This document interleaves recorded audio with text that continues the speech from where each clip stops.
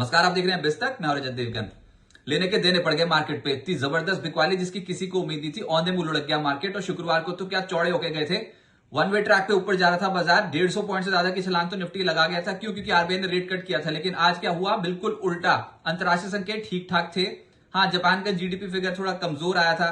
खैर, उम्मीद भी उनसे कोई बहुत बढ़िया नहीं थी। लेकिन हमारे पास कोई ऐसा संकेत नहीं था, कुछ समझाने लायक कोई ऐसी चीज नहीं जिसकी वजह से मार्केट पे एकदम से गिरावट आ जाए। तो ऑफ गार्ड हो गए ट्रेडर्स।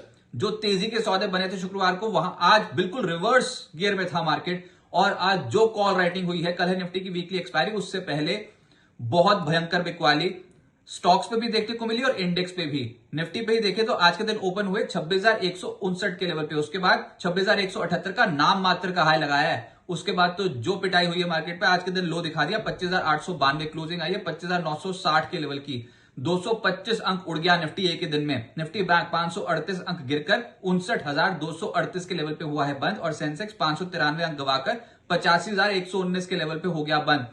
सिर्फ 3 स्टॉक्स निफ्टी के चढ़े हैं, 47 गिरे हैं। इस क्वांटम की सेलिंग थी। और ब्रॉडर मार्केट्स पे 579 शेयर्स चढ़े हैं एनएससी के, और उसके मुकाबले 2,580 शेयर्स गिरे हैं। ढूंढ के भी निकाल लो सौदे तेजी के, मिलेंगे नहीं मार्केट पे। ऐसी मार्केट देखने को मिली। निफ्टी पे जो तेज हुआ उसमें टेक महिंद्रा 1.25% ऊपर, विप्रो एचसीएल टेक नाम मात्र के ऊपर। लेकिन गिरने वालों में इंडिगो की तो क्या क्रैश लैंडिंग हो ही गई है स्टॉक मार्केट पे। स्टॉक मार्केट में इसका शेयर बहुत बुरी तरीके से पिटा है पिछले कुछ दिनों में। और आज 8.5% नीचे ला गया। 6:30 बजे डीजीसीए ने इनसे जवाब मांगा था कि 6:30 बजे तक की डेडलाइन है, देखते हैं क्या जवाब देती है कंपनी।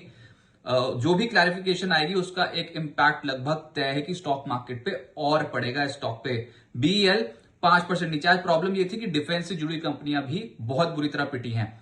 फिर मेटल स्टॉक्स पिटे हैं, फाइनेंशियल्स पिटे हैं, कहीं छुपने की जगह नहीं मिल रही थी। चौतरफा बिकवाली देखने को मिल रही थी। जेएसडब्ल्यू स्टील, श्रीराम फाइनेंस 2% से 4.25% नीचे ले गए। नेस्ले का स्टॉक 2.5% नीचे था। ये तो खैर टॉप लूजर है निफ्टी के। और ऐसे ही आप देखते चले जाओ, 2%, 1.5% इनकी गिरावट वाले जो स्टॉक्स हैं इनकी संख्या बहुत ज्यादा है। एफएनओ गेनर्स में टेक महिंद्रा निफ्टी का ही टॉप गेनर है। तो आप समझ सकते हो कि सबसे ज्यादा तेज जो डेरिवेटिव मार्केट पे स्टॉक था वो निफ्टी का टॉप गेनर, उसमें भी 1.25% का ही रिटर्न आया बस। फिर पीबी, फिनटेक, विप्रो, एचसीएल टेक, एमएफएसएल बताने लायक रिटर्न नहीं है। एफएनओ लूजर्स में केन्स। अब इस स्टॉक की तो जो धुलाई हुई है पिछले कुछ 1-1.5 हफ्ते से, बहुत भयंकर तरीके से टूटा। लेकिन आखिरी 3 दिन जो निकले हैं इसके, वो तो पचा पाने मुश्किल हो रहे हैं। इतनी बुरी तरीके से निवेशक फंस गए। और आज के दिन जो गिरावट आई तो 12.5% क्रैश हुआ है ये स्टॉक। फिर इंडिगो 8% नीचे बंद हुआ है। बीडीएल, हुडको, गोदरेज प्रॉपर्टीज 5% से 6% नीचे चले गए। मिड कैप गेनर्स में केशोराम इंडस्ट्रीज 20% ऊपर। लेटेंट व्यू सुबह से ही चढ़ गया था ये स्टॉक, 10.5% चढ़ गया। स्पाइस जेट थोड़ा खुश हो गया। इंट्राडे में से ज्यादा रिटर्न्स दे रहा था ये, 9-10% ऊपर था, फिर 4.5% ऊपर बंद हुआ। गुजरात अंबुजा एक्सपोर्ट और अनूप इंजीनियरिंग जैसे स्टॉक्स में हल्की खरीदारी थी। लेकिन गिरने वालों की सूची ज्यादा, परसेंटेज के लिहाज से डेट ज्यादा। केन्स का तो नाम आपको हर जगह छाया मिलेगा, क्योंकि इसने तो निवेशकों की वेल्थ डिस्ट्रॉय करी है। 13% नीचे है ये स्टॉक आज। फिर वेबसोल एनर्जी, इस स्टॉक में भी आज के सत्र में 9% के आसपास की गिरावट देखने को मिली। स्पार्क 8.5% टूट गया। इंडिगो का नाम आपको हर जगह दिखाई दे रहा है। खैर, इंडिगो की तो दिक्कत इतनी ज्यादा है। अब ये देखते ना कि दोबारा से नॉर्मल ऑपरेशंस कब शुरू होते हैं। कंपनी कह रही है कि धीरे धीरे करके ऑपरेशन सामान्य हो रहे हैं, लेकिन वो दिख नहीं रहा। एयरपोर्ट पे यात्री फंसे हुए हैं, फ्लाइट्स कैंसिल होती चली जा रही हैं। तो जो भी डीजीसीए स्टेप लेगा उसका एक इंपैक्ट पड़ सकता है इंडिगो पे। इसलिए स्टॉक बहुत कांप रहा है। 8% से ज्यादा ये टूट चुका है आज। फिर एसडब्ल्यू सोलर 8% नीचे, एचसीसी 7.5% नीचे, नजारा, कार्टरे, टीटीएमएल, केपीआई ग्रीन भयंकर बिकवाली की चपेट में आ गए। 6.5% से 7.5% नीचे। सेक्टर तो क्या ही बताएं आपको, क्योंकि अक्रॉस द बोर्ड बिकवाली है। जिस भी सेक्टर पे आज आप ट्रेड करते हैं, नेगेटिव करते तो पैसा बन जाता, होल्डिंग ले रखी है तो पैसा टूट जाता। रियल एस्टेट स्टॉक्स की पिटाई हो गई। गोदरेज प्रॉपर्टीज 5% नीचे, प्रेस्टीज, डीएलएफ 4.5% ज्यादा टूट गए। शोभा, अनंतराज भी इसी क्वांटम में टूटे हैं। उसके बाद फाइनेंशियल्स बहुत खुश हो रहे थे पिछले कुछ दिनों से। PSU bank, private bank, financials.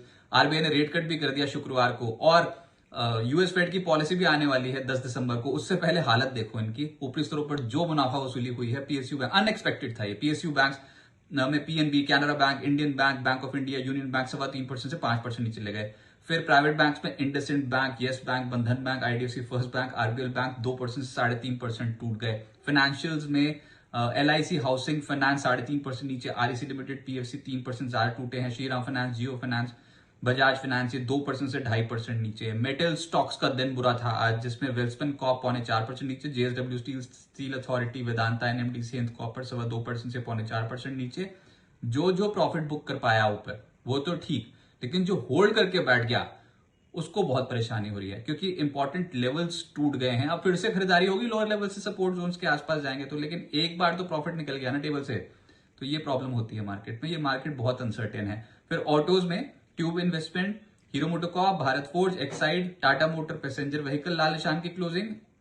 सरकारी कंपनियां पिटी हैं, BEL, Satluj Jal Vidyut Nigam, NBCC, NLC India, Kochi shipyard, oil India, सब धो डाला मार्केट ने इन स्टॉक्स को 2% से 5% नीचे। डिफेंस कंपनियां, यहां पर बजट से पहले अक्सर खरीदारी हो जाती है। अब देखते कुछ उम्मीद बजट में कुछ खरीदारी हो इन स्टॉक्स में कि नहीं उससे पहले, लेकिन दिख नहीं रहा। हालात देख के तो ऐसे पता नहीं चल रहा। डेटा पैटर्न 6.5% नीचे, बीडीएल 6% नीचे, मिधानी, मैसडॉक, बीईएल, एचईएल 3.5% से 5% नीचे। अब उछल भी गए तो क्या, पहले तो बहुत ज्यादा टूट चुके हो ना, अब लोअर लेवल से खरीदारी होगी उसका हम क्या करें। कुछ एक कंसिस्टेंट चढ़ते हुए स्टॉक्स वो बाजार पे दिख नहीं रहे। कुछ आईपीओ ओपन हुए आज। कोरोना रेमेडीज का आईपीओ ओपन हुआ, 10 दिसंबर तक खुला रहेगा। पहले दिन 0.66 टाइम्स भर चुका है। 1008 से 1062 रुपए प्रति शेयर का प्राइस बैंड रखा गया। इशू साइज है 655.37 करोड़ रुपए, और इंडस्ट्री है फार्मा। पूरा का पूरा ये जो इशू है ये ओएफएस है। फिर वेकफिट इनोवेशंस का आईपीओ, जिसके वो मैट्रिसेस आते हैं, वो वाला वेकफिट, तो 10 दिसंबर तक खुला रहेगा। पहले दिन 0.15 टाइम सब्सक्राइब हो चुका है।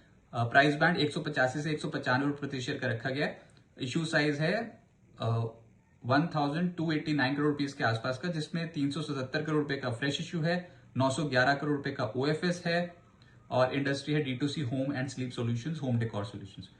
अब आगे क्या होगा देखिए, कल है निफ्टी की वीकली एक्सपायरी। बुरे फंसे हुए निवेशक, क्योंकि शुक्रवार को देखते तो पुट राइटर्स हावी थे, आज देखते तो कॉल राइटर्स हावी थे। बिल्कुल इतनी स्पीड से कॉन्ट्रा ट्रेड लेना किसी के बस की नहीं होती, मशीन्स लेती हैं बस ये ऐसे ट्रेड्स।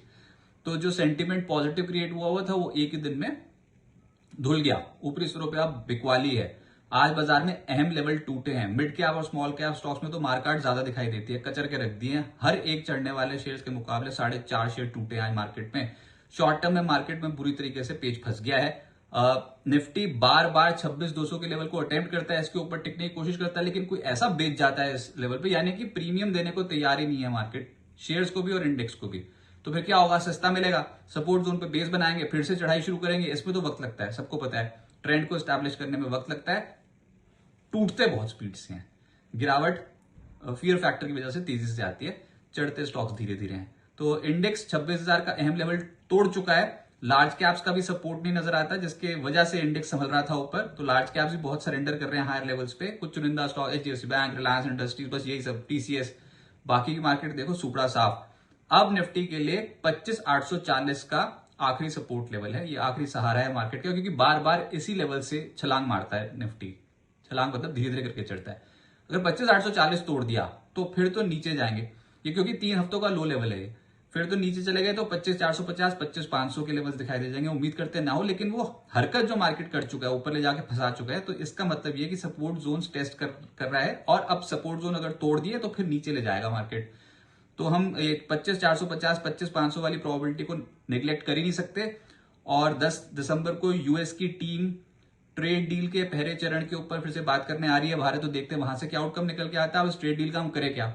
साल के शुरू में शुरू हुई थी ट्रेड डील होनी, साल खत्म हो गया, अभी तक ट्रेड डील ही नहीं होने को आ रही यूएस के साथ। और 10 दिसंबर को यूएस फेड की पॉलिसी भी आनी है, 25 बेसिस पॉइंट्स रेट कट हो सकता है। आरबीआई गवर्नर ने रेट कट किया, तब तो बाजार की ऐसी हालत हो रही है। अब यूएस फेड कर लेगा तो उसके बाद फिर क्या ही हालत होगी मार्केट की, तो वो आप अपने आप कैलकुलेट कर लो। लेकिन हम जो निफ्टी के लेवल्स जो अभी क्लोजली ट्रैक कर रहे हैं, वो जहां पर आप हो अभी 25,900, 25,840, ये सपोर्ट जोन है। जब ये टूटेगा तो उसके बाद तो फिर वन वे ट्रैक पे नीचे ही जाना है, लेकिन ऊपर अब तो जान निकल जाएगी ऊपर आने में। तो 26,000, 26,050, 26,100 ये सब रेजिस्टेंस लेवल है। आपको पता ही है 26,200 के करीब तो बहुत सप्लाई आती है। तो मार्केट में अनसर्टेन टाइम्स है, इस टाइम जो पास हो जाता है, टाइम तो निकल ही जाएगा कभी ना कभी, लेकिन मिड कैप और स्मॉल कैप में मार्केट ज्यादा मची हुई है।